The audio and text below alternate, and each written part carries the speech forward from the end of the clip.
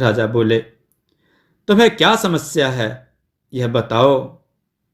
किसान ने कहा, महाराज, मुझे नगर में हो रही चोरी पर आपसे बात करनी है। राजा ने कहा, क्या चोरी हुआ है तुम्हारा? किसान बोला, मेरी बकरी चोरी हो गई है।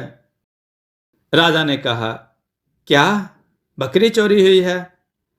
राजा के दरबार में जितने भी लोग थे सब उस किसान पर जोर जोर से हंसने लगे। किसान ने देखा कि सब उस पर हंस रहे हैं। उसे बहुत तेज गुस्सा आया। किसान बोला, महाराज, आप यहाँ के कर्ता धर्ता हैं, आपको ही मेरी बात को सुनना और समझना चाहिए, मगर आपके दरबार में मेरी बात पर हंसी उड़ाई जा रही है। किसान को गुस्से में देख राजा और मंत्री ने उसे शांत होने को कहा। मंत्री बोला, तुम इतने गुस्से में क्यों हो? एक बकरी ही तो है ना, आ जाएगी। राजा ने कहा, मंत्री, यह क्या सुनने को मिल रहा है? नगर में चोर हैं? मुझे कोई खबर ही नहीं है, ऐसा क्यों? मंत्री ने कहा, महाराज, मुझे थोड़ा सा सुनने को मिला था, मुझे लगा कोई ऐसे ही मजाक कर रहा है। राजा ने कहा, अब जाओ और पता लगाओ कि आखिर यह कौन कर रहा है और नगर में अब तक कितनी चोरियां हो चुकी हैं। मंत्री ने कहा, जैसा आपका हुक्म महाराज। मंत्री ने नगर में जाकर छानबीन की। नगर में आदमी मंत्री से बोला, चोर इतनी सफाई से चोरी करता है कि किसी की भी पकड़ में नहीं आता। सभी का मानना है कि वह किसी की आंख से काजल चोरी कर लेगा, फिर भी उसे भनक नहीं लगेगी। मंत्री ने सारा हाल महाराज को बताया।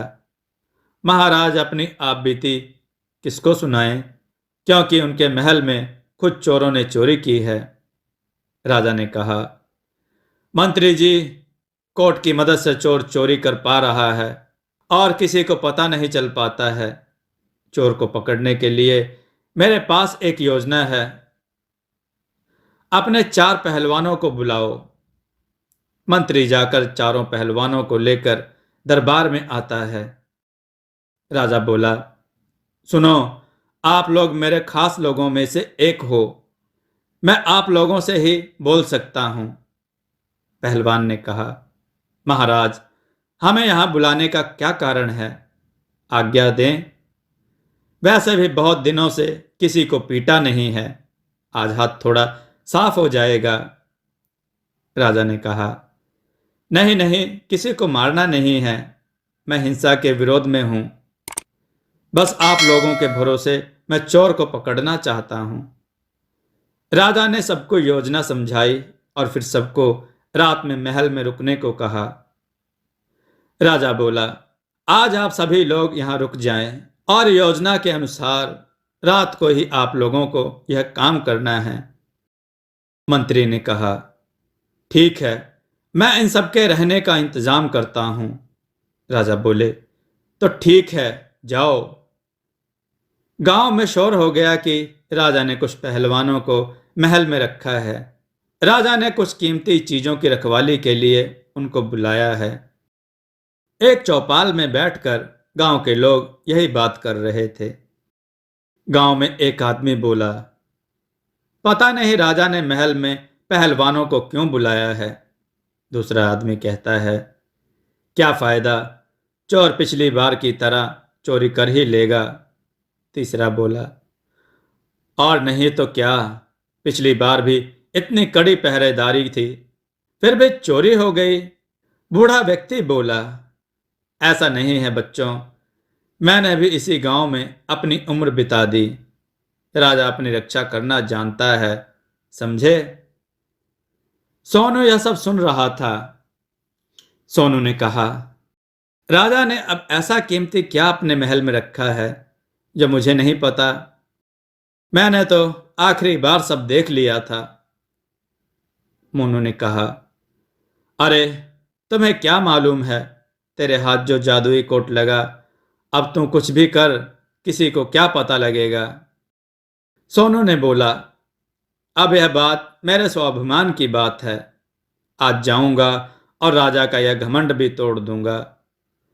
राजा ने पूरे महल में अंधेरा करवा दिया था, क्योंकि राजा को पता था कि चोर क्या सोचकर आएगा और उसे कैसे पकड़ सकते हैं। राजा ने सिपाहियों से कहा, सब लोग जाकर अपना अपना एक एक कोना पकड़ लो। आज वह चोर यहां से जाना नहीं चाहिए। सैनिक बोले, ठीक है महाराज, मगर इस अंधेरे में हम कैसे पकड़ेंगे उसे? हमें तो कुछ नजर भी नहीं आ रहा है। राजा बोला, वो सब तो तुम लोग मुझ पर छोड़ दो और जाकर अपनी अपनी जगह पर खड़े हो जाओ। सोनू और मोनू उस कमरे में आए, मगर बहुत अंधेरा होने से उन्हें कुछ भी सही से दिख नहीं रहा था। सोनू ने कहा, भाई तुमको कुछ दिख रहा है क्या? मोनू बोला, नहीं नहीं बड़े भैया, इस अंधेरे कमरे में क्या कोई कीमती चीज होगी? हम दोनों को भी किसी और को निकालने के लिए आना पड़ेगा, डर सा लग रहा है। सोनू ने कहा, एक काम कर, गाना गाते हुए चलते हैं, दोनों को डर नहीं लगेगा। मोनू बोला, क्यों? इतने बड़े होकर डर रहे हो? सोनू ने कहा, एक रास्ता ओहो ओहो, दो राही आह, एक चोर ओह ओह, एक सिपाही आहा। मोनू ने कहा, आप तो कोट पहनकर आए हो, आपको तो कोई देख नहीं पाएगा, मगर इस गाने से मैं तो पकड़ा जाऊंगा ना। सोनू बोला, चुपचाप चल, कुछ नहीं होगा। अरे पगले, मैं हूं ना। मोनू ने कहा, तुम हो तभी तो डर लग रहा है, मुझे तो यहां आना ही नहीं चाहिए था। ज्यादा लालच अच्छा नहीं है। दोनों डरते हुए गाना गाने लगे, क्योंकि अंधेरे से दोनों को डर लग रहा था। अब सब लोग उसे पकड़ने की राह देखने लगे, मगर जैसे ही राजा ने चांद की रोशनी को शीशे की मदद से कोट पर मारा तो कोट से भी रोशनी निकलने लगी, जिससे राजा को पता चल गया। तभी राजा ने चोर को पकड़ने का आदेश दिया। राजा ने कहा, पकड़ो पकड़ो, यह चोर ही है और यह मेरा कोट पहनकर ही आया है। पहलवान ने कहा, क्या कहा? अरे सभी लोग उसके पीछे जाओ, यह रोशनी कोट से आ रही है।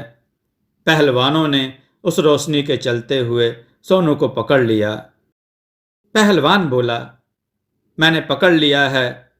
राजा ने कहा, इसका मुख तो देखो जरा, कौन है जिसने हमारे महल में घुसने की कोशिश की है? महारानी ने कहा, देखो कौन है नामुराद जिसकी इतनी हिम्मत हुई ऐसा करने की। राजा रानी और बाकी सब सोनू को देखकर काफी नाराज हुए। इसने ऐसा क्यों किया? सोनू को पकड़े जाने पर अपने ऊपर बहुत पछतावा हुआ। फिर उसने राजा से माफी मांगी। सोनू ने कहा, मुझे माफ कर दीजिए, मुझसे बहुत बड़ी गलती हो गई। राजा बोला, नहीं, हर गलती की एक सजा होती है, तुमको भी तुम्हारी गलती की सजा मिलेगी।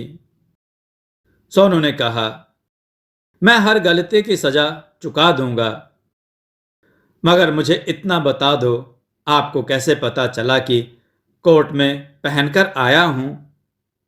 राजा ने कहा, मेरा वह कोट जादुई है, यह तो तुम्हें पता चल ही गया होगा, मगर मुझे यह कोट मेरे पिताजी से और मेरे पिताजी को यह एक जादूगर से मिला था।